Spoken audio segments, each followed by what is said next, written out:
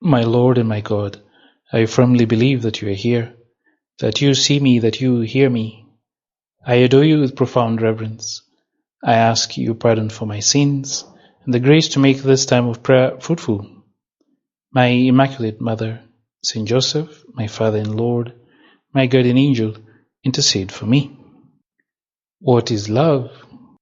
I did a quick search on Bing.com and it yielded 13.2 billion results just on the word love. When I searched for the word love in Google, I never got the number of pages or results, but instead something caught my attention, and this was under the title People Also Ask. And there was this question: how do you define love? And so I clicked on it, and this is what I found. It says some possible definitions of love include a willingness to prioritize another's well-being or happiness above your own, extreme feelings of attachment, affection, and need, dramatic, sudden feelings of attraction and respect, a fleeting emotion of care, affection, and like. Jesus, I muse on this word because today we celebrate the feast day of St. Augustine. And Augustine really did speak about love and speaks to us about love.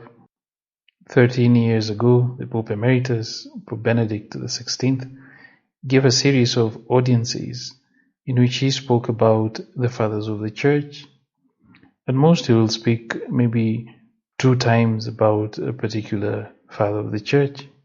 But when it came to St. Augustine, he gave not 2, not 3, not 4, but 5 audiences in which he spoke about this great figure. In his first audience, he spoke about St. Augustine as the greatest father of the Latin Church. He referred to him as a man of passion and as a man of faith, and also as a man of the highest intelligence and tireless in his pastoral care, a great saint and doctor of the Church. His is a story of a great sinner who became a great saint, as told in his autobiography, The Confessions. I don't remember where I heard this, but someone once said that St. Augustine was a teenager or a young adult who was on a perpetual spring break. Maybe we could think of him as, and St. Augustine will forgive us, a party animal. In turning to the Gospels, Jesus, we find you telling this parable where you compare the kingdom of heaven to the 10 virgins who took their lamps and went out to meet the bridegroom. And here, Jesus, you already invoke the image of a wedding, of human love. You said 5 of these virgins were wise and the other 5 were foolish.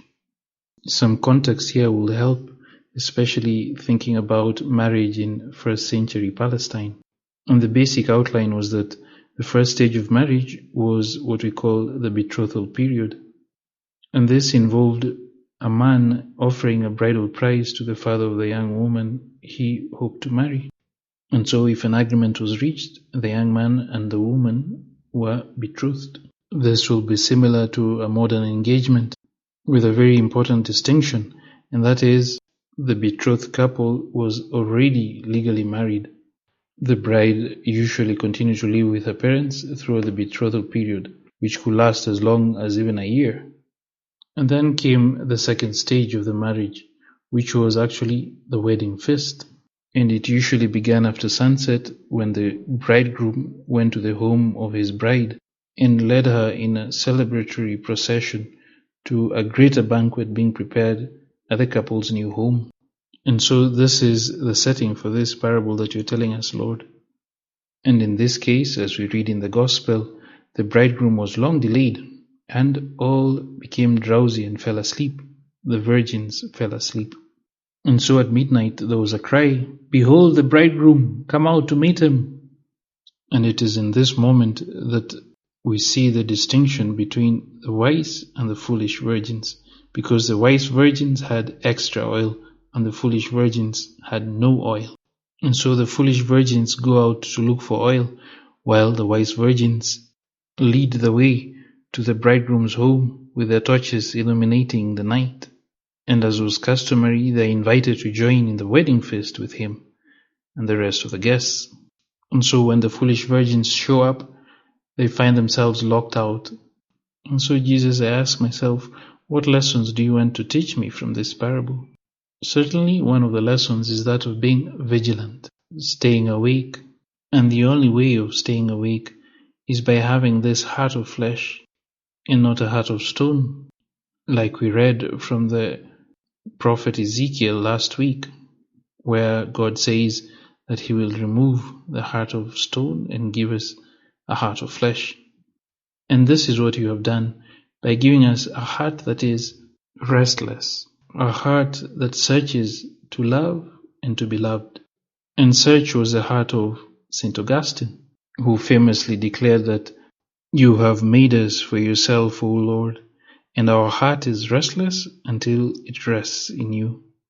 And so, Jesus, I think of the many times I have searched for happiness in all the wrong places, and I detest those moments because I have come out empty and more than empty. And yet, how enriching, how satisfying to discover you, to know you, to love you. And this was the very experience of St. Augustine, who after many years spent away from you, searching for happiness in all the wrong places, when he finally finds you, he falls in love with you head over heels, and he bursts out in those words, "Late have I loved you, beauty so ancient and so new. Late have I loved you. Lo, you are within, but I outside, seeking there for you. And upon the shapely things you have made I rushed headlong. I, misshapen, you are with me, but I was not with you. They held me back far from you, those things which would have no being were they not in you. You called, shouted, broke through my deafness. You flared, blazed, banished my blindness. You lavished your fragrance. I gasped, and now I pant for you. I tasted you, and now I hunger and thirst. You touched me, and I burned for your peace." The Venerable Archbishop Fulton Sheen tells of an incident when he used to do parochial work in St. Patrick's Church in London, England.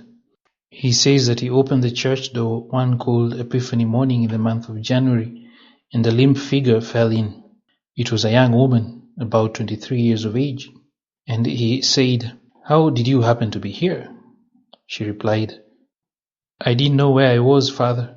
Oh, Father, I used to be a Catholic, but not any more." And Fulton Sheen said, "But why are you here? You seem to be a little bit intoxicated. What are you running away from?" She said, "From men, each of whom thinks I love him." Then Fulton Sheen asked her name, and when she told him her name, he pointed to a billboard on the other side of the road, and he asked, "Is that your picture over there on that billboard?" And she answered, "Yes, I am the leading lady in that musical comedy." Fulton Sheen then realized that the woman was very cold, and therefore he made her a cup of coffee and asked her that she come back before matinee, that is, the play performed in the afternoon. She implored him, "I will on one condition, that you do not ask me to go to confession." And Fulton Sheen said, "Very well, I promise you won't have to go to confession." And so she went back before the matinee. Fulton Sheen then told her, "We have a beautiful Rembrandt and a Van Dyck in this church. Would you like to see them? These are paintings by these two famous painters." Fulton Sheen says that as they were walking down the middle aisle, he gave her a gentle push into the confessional. He says with a sense of humor, "I did not ask her to go, but she went to confession." The actress became a nun in a convent of perpetual adoration in England. And so this girl, who in her attempt to fill her heart, her restless heart, with love that actually got her into trouble, finally found that love when she gave her life completely to you, Lord Jesus. The Blessed Virgin Mary gave herself completely to God and teaches us what it means to be truly happy, to truly love. I thank you, my God, for the good resolutions, affections, and inspirations which you have communicated to me in this meditation. I ask your help to put them into practice.